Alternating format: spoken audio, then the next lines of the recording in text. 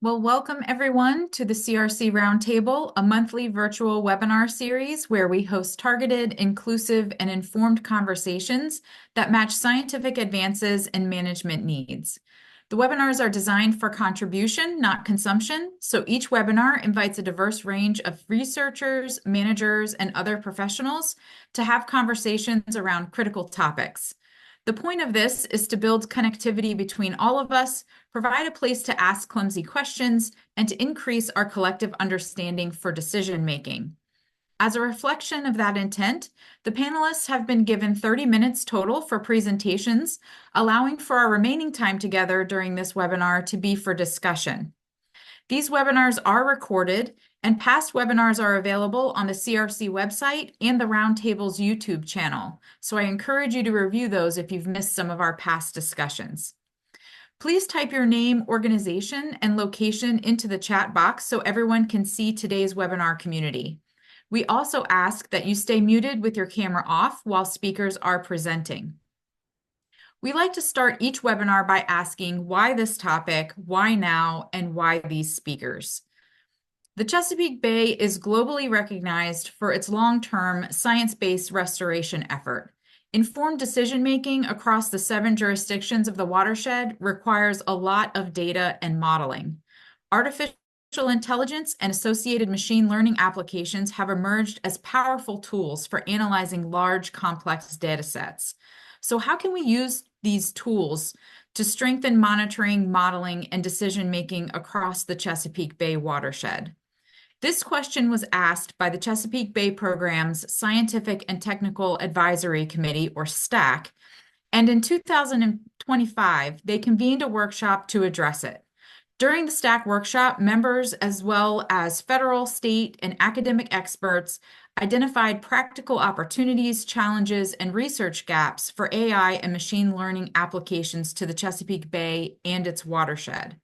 During today's webinar, we'll start by establishing a baseline of what AI and machine learning is, and then we'll delve into some examples of its application and discuss the findings from the STAC workshop. I'm pleased to introduce our speakers today. We have Allison Appling from the U.S. Geological Survey, Jen Chen from Virginia Institute of Marine Science, and Chen Zhang from University of Maryland Center for Environmental Science and the Chesapeake Bay Program. All 3 speakers are experts in this field and were involved in the STAC workshop mentioned earlier, and we're excited to get them back together for our discussion today. So speakers, I will gracefully let you know if we bump up against time by turning on my camera. And attendees, please feel free to drop your questions into the chat as we go along. If we don't get to your questions during the webinar or those that were submitted through our registration process, we'll give the speakers an opportunity to address them following today's webinar, and we'll share that information along with any resources mentioned during today's chat back to the community through our follow-up email. And with that, I will turn it over to our first speaker, Allison.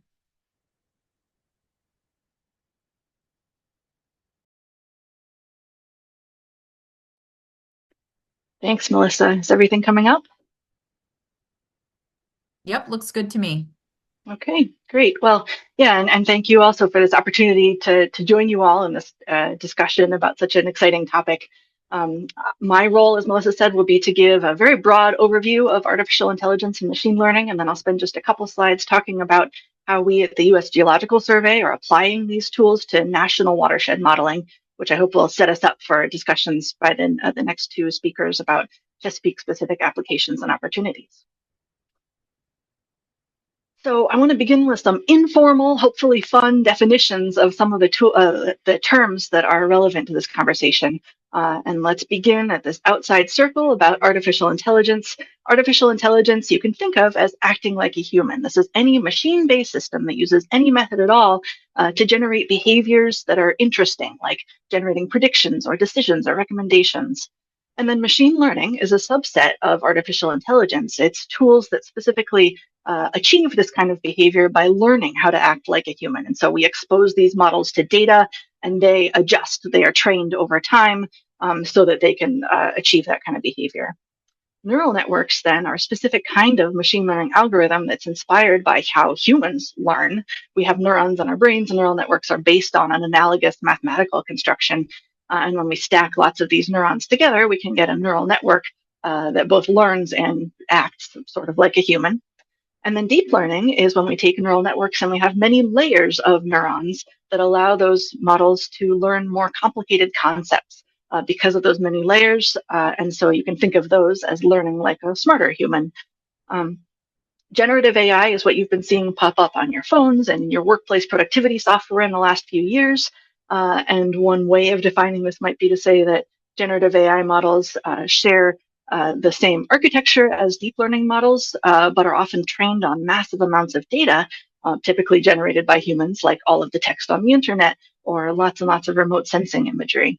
And so again, AI is not human, but I hope that you'll find these human relevant definitions kind of useful to help you remember and discuss these concepts.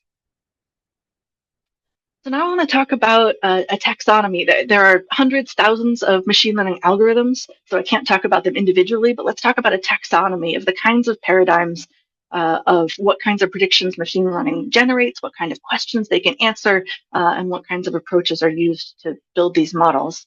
The taxonomy that I was taught when I learned machine learning was to begin with what kinds of predictions do they generate? Are they categorical or continuous? And so an example of a categorical prediction is that you could use machine learning to say, is habitat quality for a given fish species currently high, medium, or low? And how might that change in the future? A continuous question might be exactly how much chlorophyll is there along this continuous axis of potential concentrations, and you could make those predictions throughout, say, the Chesapeake Bay. You could also divide machine learning paradigms by whether they are trained in a supervised way or in an unsupervised way. And what this can mean is that in supervised training, we have labeled training data. We say we know what truth is. In this example, it's the median base flow nitrate concentrations on the y-axis. And then we build machine learning models that use predictors like land use percentage coverages to predict those known values of nitrate concentrations. And then once we've developed a model like this in the supervised way, then we can use it to generate predictions anywhere we want. An example of an unsupervised approach to machine learning is we start with a pile of observations that we want help organizing using machine learning. And so in this example, Chen Jiang, our later speaker, and his co-authors took a bunch of these gray curves, and the plots on the left. So these are trajectories of total nitrogen loads over time in rivers of the Chesapeake. And they used machine learning to organize all of those many gray curves into these three clusters of curves of similar behavior over time. And so then once they had these clusters in hand, they were able to make maps and do interpretations that helped us distill and understand what we were seeing in those raw data. And so machine learning can be helpful in helping us ask further questions of our data. So you may have also seen these four words that address specific quadrants within this taxonomy. A classification model generates categorical predictions using a supervised training method. So an example is we take an image of a fish and we use machine learning to predict the species being represented by that image. Clustering is where we're taking a lot of different data points and using machine learning to identify clusters of similar points. Regression includes linear regression that you probably used, and also many other machine learning approaches, but generally is about making these continuous predictions using supervised training. And then dimensionality reduction is where we have multidimensional data, lots of different observations for each data point, and we want help compressing that into some smaller number of dimensions, like 2 or even 1, that then enables us to have further conversations and dig deeper into the general patterns that are being expressed in those data. Okay, so this is what I was taught when I first started learning machine learning. Maybe you've seen some of this. Recently, I mean, in the last few years to even decades, in some cases, machine learning has pushed well beyond this taxonomy. And so we can add rows. We can say not just categorical and continuous predictions are possible, but also other kinds of predictions. Like, for example, where in this image is the object that we might want a machine learning model to tell us more about? Or if we have a time series of, say, water quality modeling data, we can use machine learning to detect anomalies, periods when maybe the sensor malfunctioned or when something really weird is happening in the environment that we may want help having the machine learning direct our attention to. We can also move beyond supervised and unsupervised training to lots of different approaches out there in the computer science literature. I just threw in some of those names of those approaches here in the top right. And then I just want to call out foundation modeling as being related to the generative AI that we're seeing on our phones, but there are tools now to apply foundation modeling to Earth systems modeling, including watershed modeling. So these tools really defy categorization and really apply to all of the cells that I've showed you so far. Foundation models are trained on lots of different modes or types of data. They're trained in multiple different ways, supervised and unsupervised and more, and they are often capable of making categorical or continuous or other kinds of predictions. So this is a really exciting space, and we're only beginning to learn the potential for foundation models to support watershed science and management. So now I'm going to jump to just a few slides about what we're doing at the USGS nationally with artificial intelligence and machine learning to predict, to support watershed science. And so last year we put out this paper that generates 42 years worth of predictions of daily stream temperatures for the minimum, the maximum, and the mean values on each day at 58,000 stream reaches. We're pretty excited about this kind of approach as being kind of a baseline for further development, and also a way that we can look at patterns across the country and identify water resources, challenges, and opportunities nationally. And we're also hopeful that national models like this will provide context that might be useful to you, even when focusing in on something like the Chesapeake, to say, well, here's how the Chesapeake relates to what's happening elsewhere in the country. Currently, we are working on updates to this temperature model to increase its resolution and its accuracy. Our colleagues are working on a model that's going to predict reference temperatures. So those are temperatures in streams in the absence of major human influences. And we're also beginning to develop models of specific conductance and total nitrogen and phosphorus throughout the country. And when we are doing all of these water quality models, we really want to be thinking about model evaluation. So how do we know if a model is good? That really comes down to what the model should be used for. And so we've put a lot of effort recently into compiling and gathering questions from the literature and from our colleagues to say, how are people using these models? What questions are they asking of their models? And some of the examples of these, just a few here, are what are the spatial patterns of nutrient loads? What are the effects of legacy nutrient delivery? What are plausible futures of nutrient loads? What are the relative contributions of sources and sinks? Like what's controlling these loads? And is it even feasible for me to run a given modeling approach, given the resources that I might have available to run that model? With these kinds of questions in mind, we're then identifying evaluation metrics and experiments that we can run on our models to see how well these models are suited to answering any given question. And so here are just a few examples of the metrics that we're beginning to develop to match to these user questions. And then these are all just illustrative colors here, not real results yet, but our goal here is to then, as we're developing a random forest model and a neural network model for these nutrient predictions, we'd like to be able to evaluate them on all of these different metrics and tie those back to these questions and compare them to other approaches like the Sparrow statistical model, so that we can begin to address the relative strengths and weaknesses and complementarities of these different modeling approaches. How can they be used together to meet more user needs better? So we're pretty excited about this evaluation approach and the importance of thinking carefully about how these models will be used.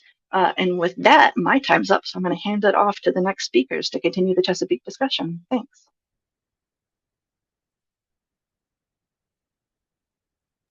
Thank you, Allison. And now we'll go over to Jen Chen.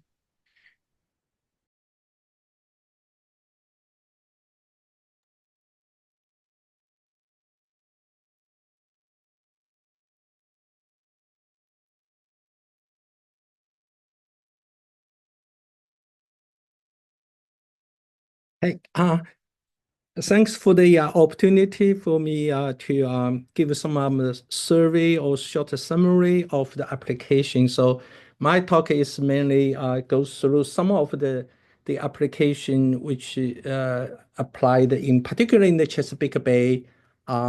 Since this is developed very fast, and so I definitely will be missing some very recent application. In overall, machine learning, I put them into two categories. One is kind of application using the imagery in this category, and another is mainly it's built as a time series model and for forecasting and prediction. So I will focus more about the application for the forecasting model. So for the user imagery, there's quite a lot of applications. There's evaluation water quality or phytoplankton concentration, and use ocean color using satellite data.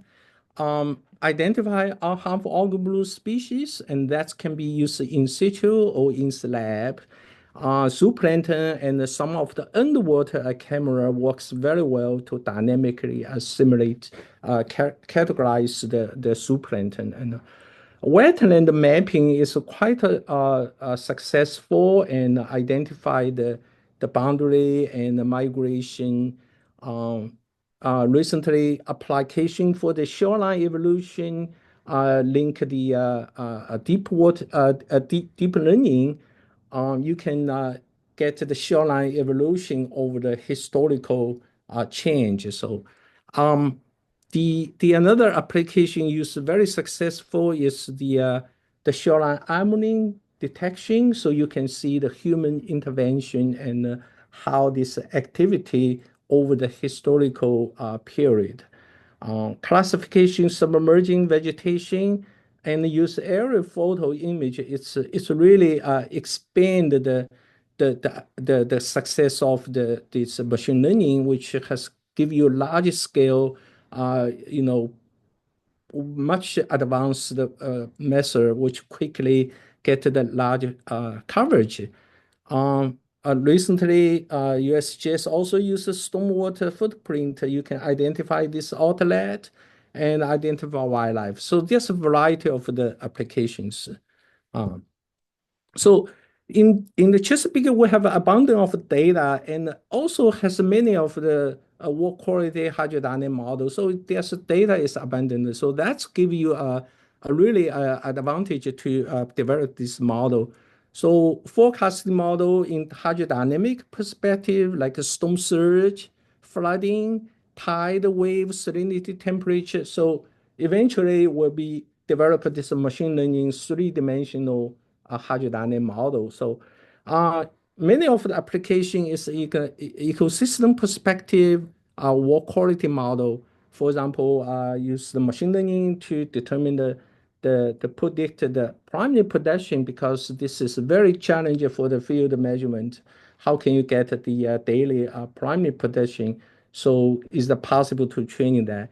Dissolved oxygen, hypoxic volume, that's the critical management perspective for the Chesapeake Bay. And traditionally we use a model, but can we use the machine learning? Harmful algal bloom is recently very important the ecosystem parameter. More importantly, can we use the machine learning model to do the management? And the many model can produce the concentration very, very well, but not necessarily response correctly with the physics and the biological processes. So that's like how can we use it? So I give some of the example. So this is a recent developer model for the hydrodynamic, like here's tidal simulation. Traditionally, we use a three-dimensional model, and it's very cost and very expensive. But recently, the training the model, and I think Zheng Gui and Joseph, and they training like a 20-year model simulation data. So basically, machine learning can repeat the tide very efficiently. So it's driven by the external force and wind. So that's like you can quickly get the prediction. Storm surge is always a challenge, so many applications will be interested in storm surge. So actually, the machine learning model can produce a very nice the evolution of the storm surge. And the application I'm sure here is like training the model with different historical track. And then you can give you the maximum surge. So that's give you a warning system can be developed. So this is a pretty nice one. We also can produce the wave. A wave is not only in the particular station, like in the Chesapeake Bay, we have a couple of the wave station, but use the machine learning training on the model and collected by observation, then you can produce the daily wave, and especially in the temporally. So this is give you a really advantage of the modeling. the application ecosystem actually started very early, like in 1996, there's published a paper about the training the machine learning model for the primary production. So this is another application very successfully because we have the water quality model, and the application use the combined water quality model and the observation to predict the harmful algal bloom and based on the environmental variable. So this is really kind of when you measure the environmental variable, and you can use the machine learning to tell you predict the possible outcome of algal bloom. DO is always an interesting application because it's a fundamental ecological parameter. And so, for example, this application and use the observation and the nutrient loading and predict the minimum DO. But in fact, and you can do much better since we have the not only the one particular station, you also has a profile. So if the machine learning training with the loading, with the flow, with the temperature and the soil radiation, it is feasible to produce the profile of the DO, and you can see the time series prediction. It's really good. And the prediction of in the middle part, it's a prediction of the Hapossian volume. It's you get a very high accuracy. The same application has been applied to the phytoplankton. Then you can simulate the time series together with the profile, and the accuracy is very good, and it's training by external loading. It's basically nitrogen, phosphate, temperature, soil radiation. So you can really can be future developer is for the management purpose. Particularly for the Hapossian volume, and you can see the machine learning training model predict the Hapossian volume based on external forcing, and very well catch the Hapossian developer. Then yeah, one of the really question is can the model can be used to you, and the particular water quality model. For example, the phytoplankton, if you put the temperature into the model training, you get a 90% accuracy, but it's controlled by temperature only. So if you want to really simulate an anomaly, the algae bloom, it's very challenging. You cannot just say, for prediction model, you only need the concentration, but for management, you need a response. So some application we tried is like, for example, if we reduce 30% of 50% of the loading, and you can evaluate the model, and you can see the model response well, and can be comparable to a three-dimensional model. So you reduce the nitrogen and it's changed. So that's like you need to do quite a lot of the simulation, because some of the nitrogen is controlled by loading, some like the nitrogen is by the bottom flux, and the bottom flux and the delay for the loading, there's a time delay. So you need to consider time delay and accumulation effect. So this is the training. You need a multiple window to consider this impact and built into the model. So this give you some of the challenge in the manager perspective. And for example, of the salinity intrusion, and that's also the very active study recently. But use the machine learning, you basically use the past 30-day to 80-day the flow, cumulative flow. You can forecast the next 7-day or next 14-day. But there's another advantage is when you develop machine learning, you could go backward, calculate, compute the time series. So that's would be a good. And the same thing we need can be, the machine learning has to be useful for management. If you reduce the flow, what happens? So these are actually be simulated.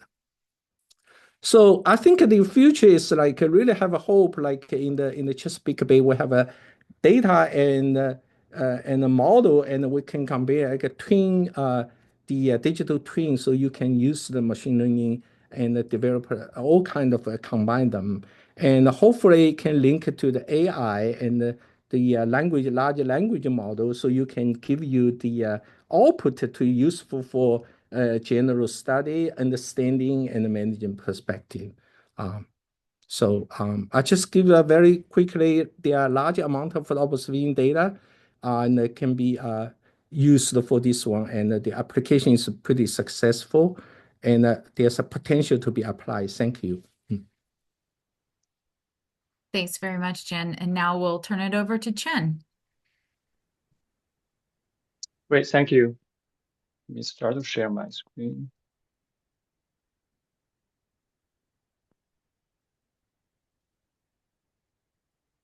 Okay, let me know if you can see it. Yep, just went up. Great. Yeah, thank you very much for the opportunity to present and for interest in this particular topic. So what I will do in the next 10 minutes or so is to give you some overview of the workshop that we organized last year. The workshop title is Leveraging AI and Machine Learning to Advance Chesapeake Bay Research and Management. Specifically, we focus on the current status of the use of AI or machine learning, the challenges that we are facing, and also future opportunities. So this is the steering committee for that workshop last year. So we put together reps from different institutions, from both academics and also government agencies. So we try to be diverse. I think some of them may be online here today as well. It was a very exciting workshop. Not only this steering committee, we also put together some experts from different domains, including AI machine learning, as well as modeling, and also managers from our community. Unfortunately, that was coincident with the starting of the federal travel ban, so we did lose some in-person participants, but we were able to accommodate some of them online. Overall, there were about 50 participants. I think many of them are here in this audience. So apparently, it has been really a lot of growing interest in terms of using AI machine learning to deal with some of the problems that we face in the Chesapeake. And I think that's also kind of reflected in the audience, the number of people attending this today. Thank you for participating. So for that workshop, given all these recent developments of AI machine learning and all the growing interest, we think it's time to gather people together to talk about where we are and where we will go moving forward in terms of using these tools, particularly in the context of Chesapeake Bay research and management. I was fortunate enough to be identified as the leading person for that workshop, but I had a great pleasure working with all the amazing scientists and managers on that workshop. So 3 key objectives here for this workshop. The first thing is to summarize what have been done. So we did a literature review in terms of AI machine learning applications in both the Chesapeake Bay watershed and the bay itself. If you are interested, I can share that literature review with you. And some of that is covered today in Dr. Jensen's talk as well. Secondly, we broke out into groups to identify challenges and gaps in terms of applying AI machine learning. I'm sure many of you may have questions in that. And finally, and most importantly, the workshop is intended to develop some major recommendations and also identify opportunities for using AI machine learning. And this is particularly the case, I think, for the Bay, because we have long-term monitoring data, and we have many different topics or issues to deal with, and also we have long-term development of models. So that really make Chesapeake Bay a very suitable area in terms of leveraging these tools. There has been a workshop report developed after the workshop, and that is shown here.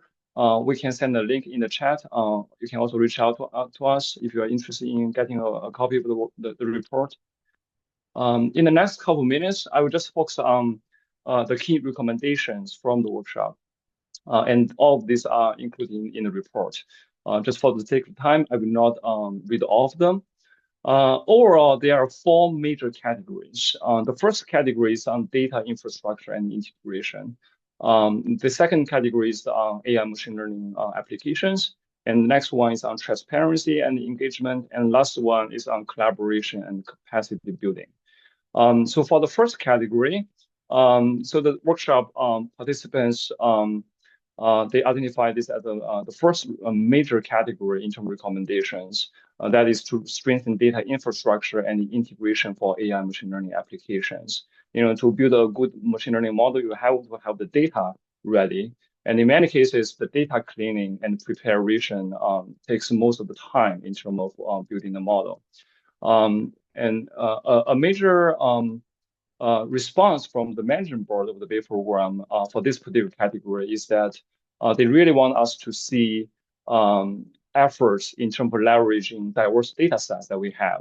And that includes satellite data, in situ monitoring, and high frequency data for the purpose of modeling, monitoring, and feeding water quality data gaps. We already have seen some work in those directions, but I think there will be more in future years.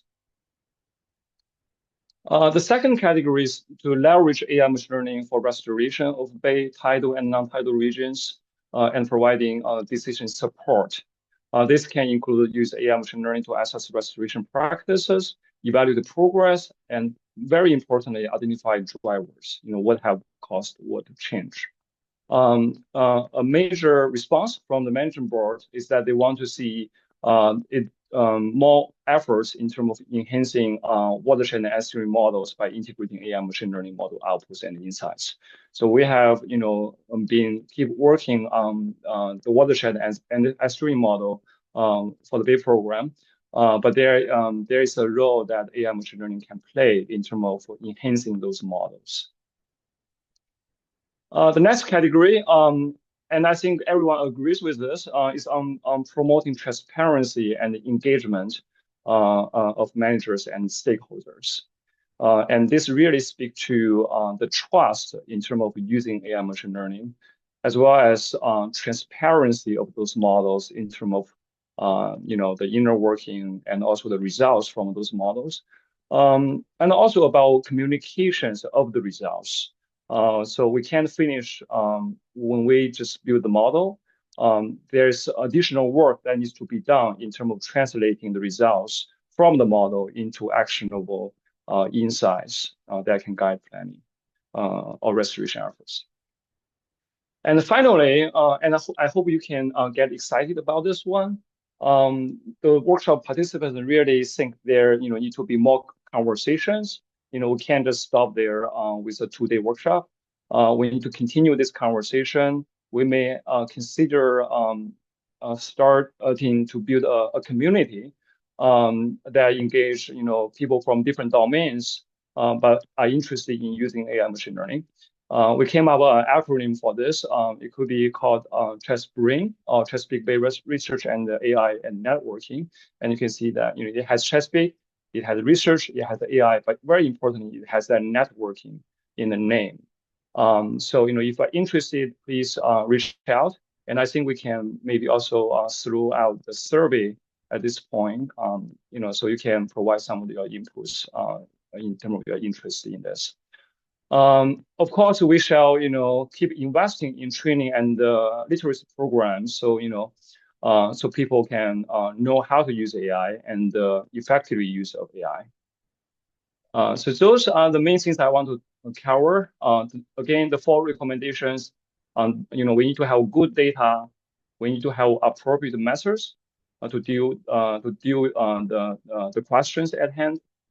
We need to be transparent and also engaging people. And finally, we need to keep the conversation and build collaborations. I have a few concluding remarks here. Maybe I can just say them very briefly if I still have time. So overall, we think we are at a very critical moment. Really, there has been a lot of recent interest in terms of AI machine learning, not only in the Chesapeake, but elsewhere as well. If you go to a conference, you can really see the growth of such sessions that focus on AI machine learning. So it really gives us new opportunities to explore the questions that we face in the Bay context. Again, I want to emphasize that our community is well positioned to benefit from these tools because we have long-term monitoring, we have very good models, a lot of modelers working on those things in many decades, and rich data sets, data resources. So we can really integrate and achieve synergies. So moving forward, it's important to connect data models and management needs so AI can be used to directly inform our actions. But we need to maintain clear communication, transparency, and trust, and also collaboration, among different institutions and domains. And finally, hopefully you are interested in the chess pooling idea. Thank you. That's all I have.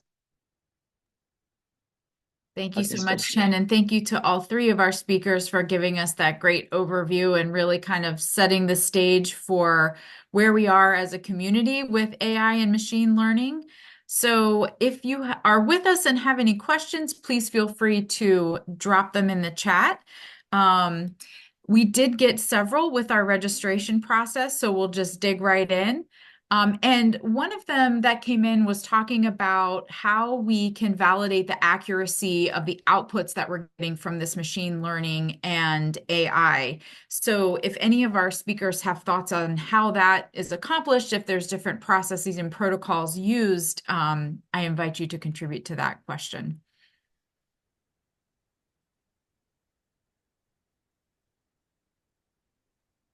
If I may, I'll say a little because I did have one slide talking about how we are assessing models with respect to user needs. I think that's really tied to how we validate the model generally. Like we want to know if we can trust these things and for what questions, right? And so some of the kinds of metrics that we've been thinking about are looking at the performance of the model when we train it on, say, 3/4 of our data, and then we test it on a holdout quarter of the data that it's never seen before. And when we design those data holdouts correctly, we can look at the model's ability to predict in the kind of scenarios that we really want to use them for.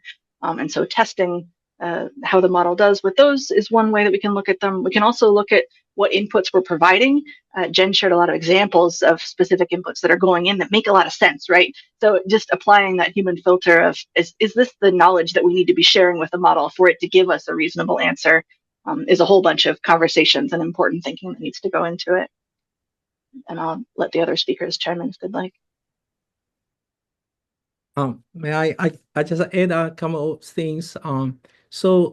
Usually we think of like a traditional model like a root mean square error and compare in particular for time series. But one of the things since we still need to remember the basics of physics and biology. Some model you might say model prediction is fine. We don't need really understanding the physics and the biological process. But if you want to use this one to the management, you have to pay another degree of so verify if it's a satisfied physics law controlled by it's the same behavior as the response for the biological and the chemistry response. So that's give another degree of the test. It's similar like our traditional model. We use a 3-dimensional model, even where our error is small, but maybe our primary prediction simulation not necessarily right. So when used to the management perspective, so we need to add another layer of the verification. That's a very important one for the simulate correctly the underlying process. Yes, and I think those are good perspective. And also, in addition to validating with independent data sets for the during the model development, I think it's also very important that we compare what the model tells us with our general knowledge of the system. And sometimes the model give you information that doesn't really make sense. Or counterintuitive, so that kind of, give us some knowledge check that we shall conduct when we see the results. And I think that's kind of leads to the development of what is called physics-guided machine learning. In terms of really adding physics to the model to, constrain where the model can go. So it doesn't really, go blindly. So that's another way of getting the model to behave. Yeah. Great, thank you. So question just came in from the chat, and I'll say we got a lot of questions in the similar theme from our registrations. And that is, what concerns do you have about negative impacts of AI in the environment, such as water use and the current toxic fallout of computer manufacturing with forever chemicals and heavy metals in the air and water? If there are any concerns, how are you mitigating them? I don't know if any of our speakers have been involved in looking at that tension, or if Chen, that came up during the discussions of the workshop. I will say that CRC plans to continue the conversation around machine learning and AI next-gen tools at our upcoming conference beginning of June. And there will be a special session on data centers that gets into some of this. So if you'd like to join us in continuing this conversation, we're going to have some excellent talks there. So just wanted to highlight that in case this was a subject area that our specific panelists today haven't delved into, but I open it up for their feedback.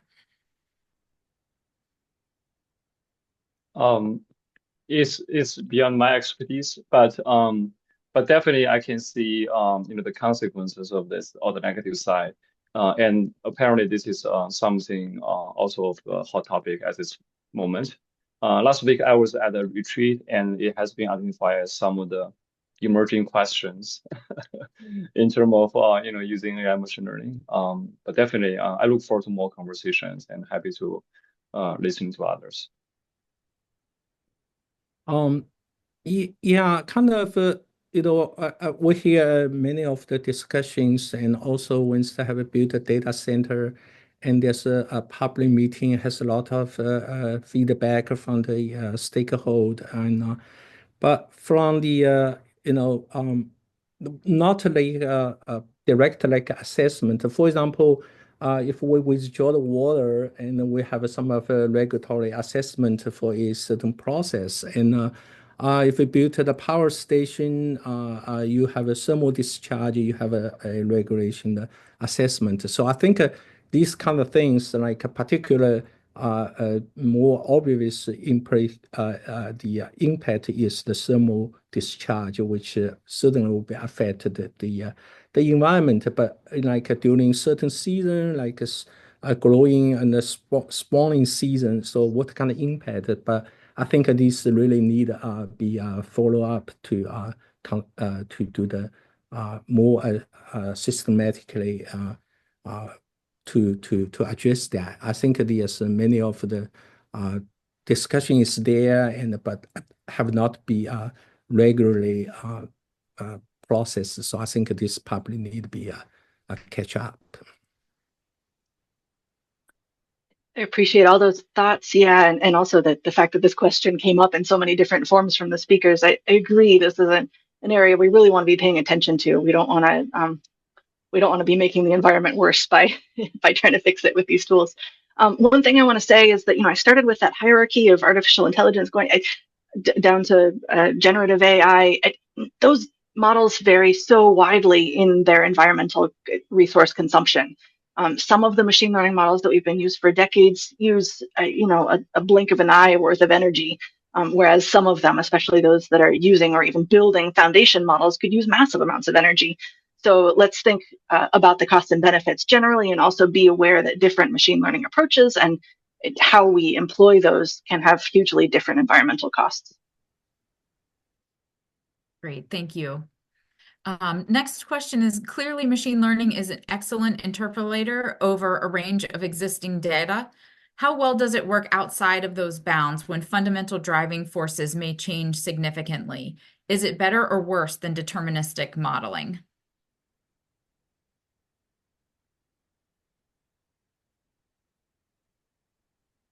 That is a very good question. Yeah, so definitely, many of the tools in machine learning, is based on the data that it sees.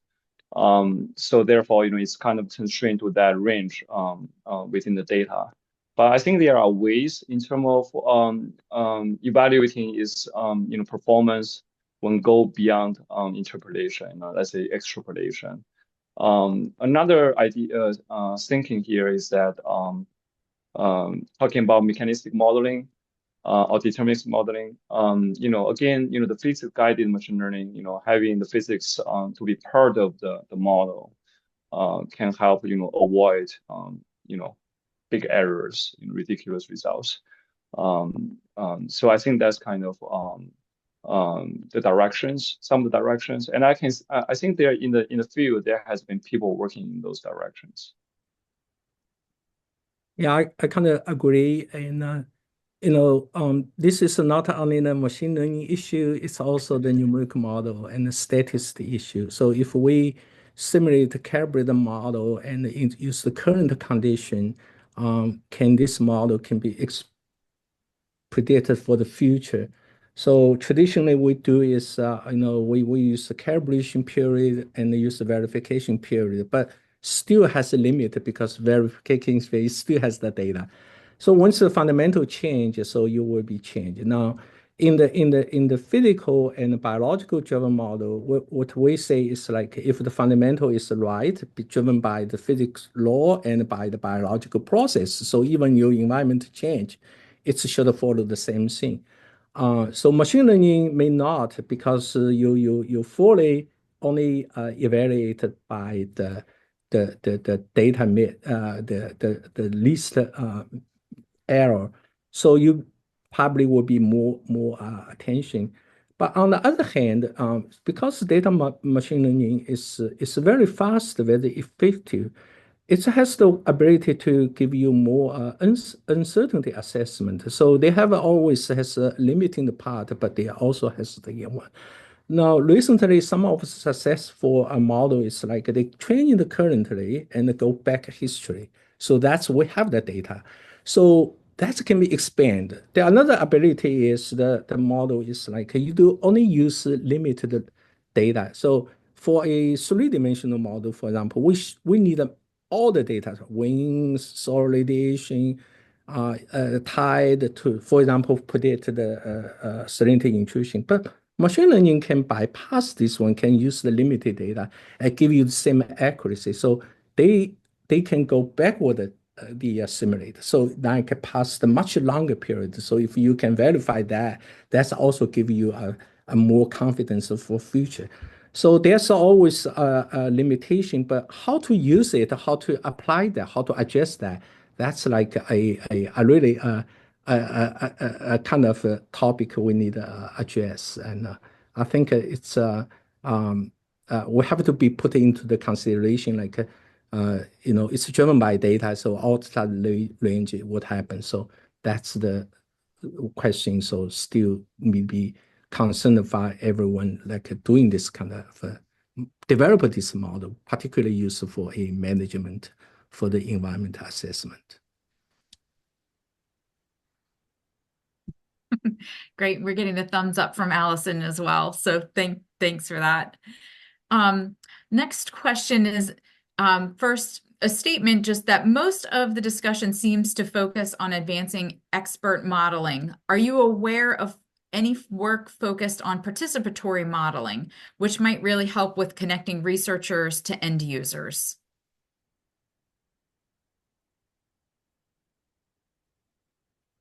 I haven't paid much attention, but maybe Alison can address that one. But I think definitely this is a very good comment, particularly for that collaboration part. Engaging people, these different domains to be part of the model development.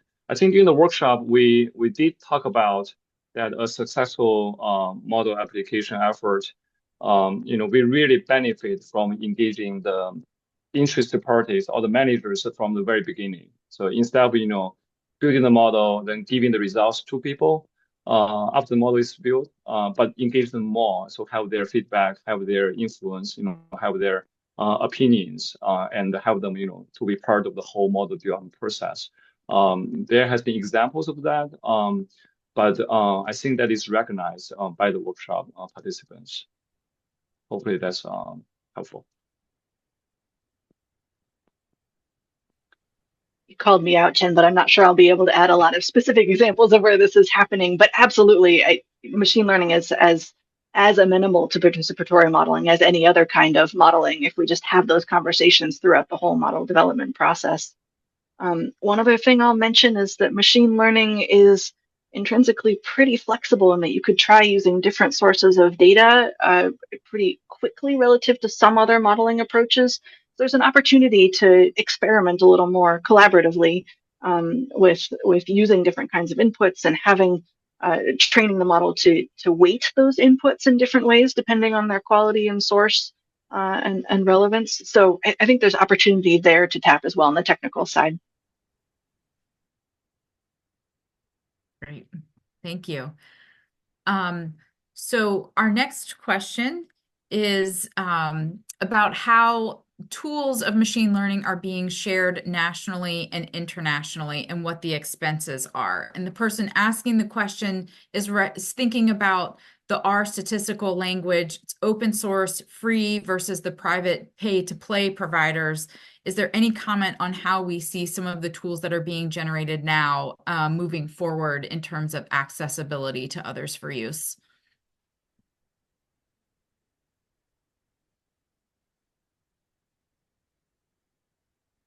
I can go Well, first. Oh yeah, go ahead if you want. Oh, you go ahead. Yeah, thanks for the question, Bill. Yeah, so I think it really depends on the the method that we are using here. In my earlier work, R is probably enough.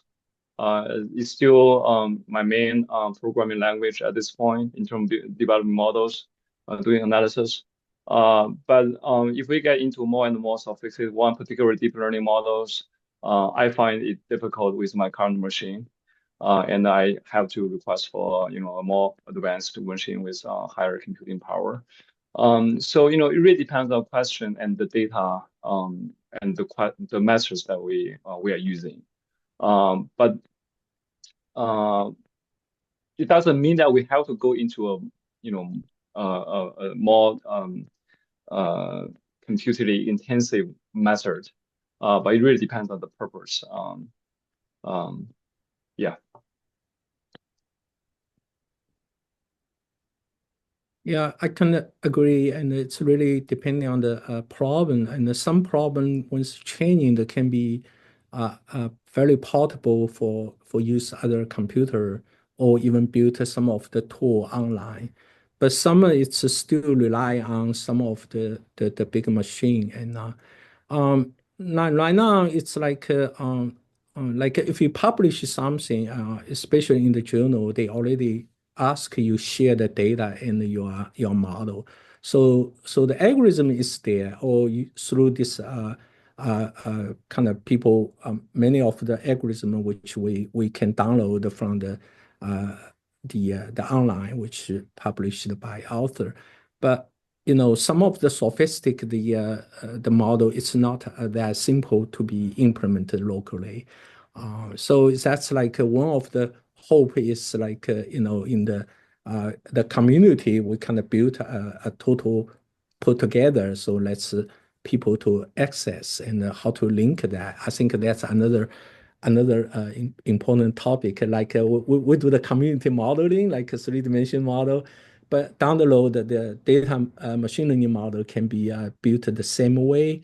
I think they do have some specific requirement and some not necessarily can be portable because when you use certain machine learning model, you have to prepare the data exactly as that format. So may not necessarily be applicable for one. So transfer a good method, a good model to local still need another a kind of layer of the work. Same thing as we apply a new 3D model to this particular location. So I think, but once we build this community, I think that sharing will be much possible. Yeah.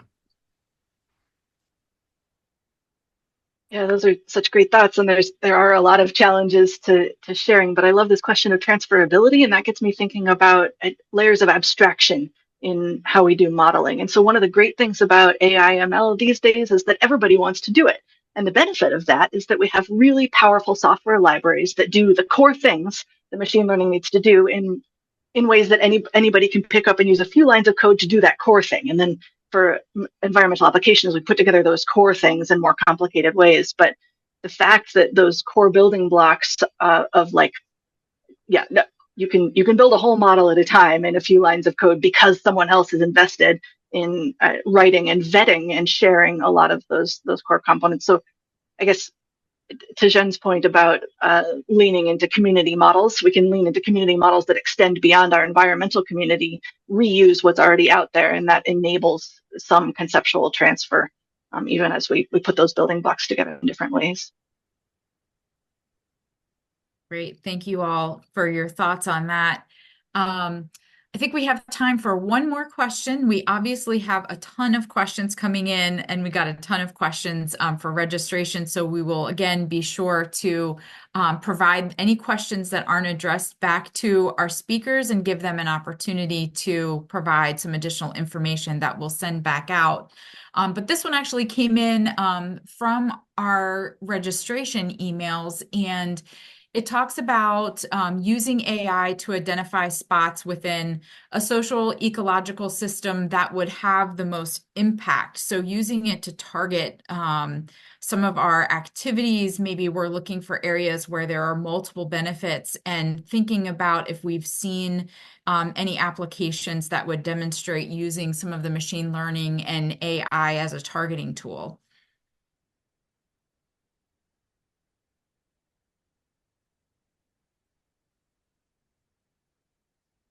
I can go first.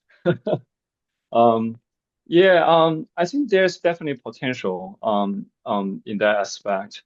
Particularly, if we can build a model that kind of integrate different data sets, the drivers like land use, nutrients, hydrology, and other things together, we could use that model to inform us where we can, do things. So that's just one general direction. But I welcome others try me.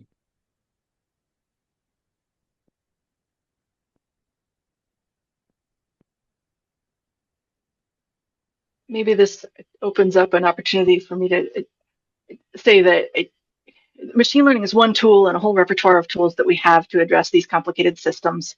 And I think there's opportunity for us to get better and better at integrating machine learning into systems of models, integrated modeling systems that allow us to look at these different parts and represent each part of the social economic system in the way that, with the best tool available for that part of the system. So human decision making may be represented differently from, say, watershed chemical responses or physical responses.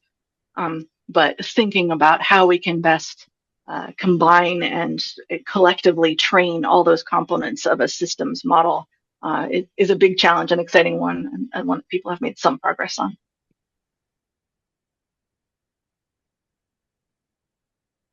Great, thank you. Well, thank you again to all of our speakers for joining us today and helping us explore this really critical and emerging and fast developing topic. We have a lot of interest today. So we thank you for your time and the resources that you have shared and all of your knowledge. Thank you to our participants for joining us today. Again, we will have some additional information for you following this webinar, and we look forward to hopefully seeing some of you at our conference this summer. We'll be continuing this conversation, and look forward to seeing some others of you at our next roundtable in April on the 15th. So thanks again for your time. Appreciate it, and we'll see you next time.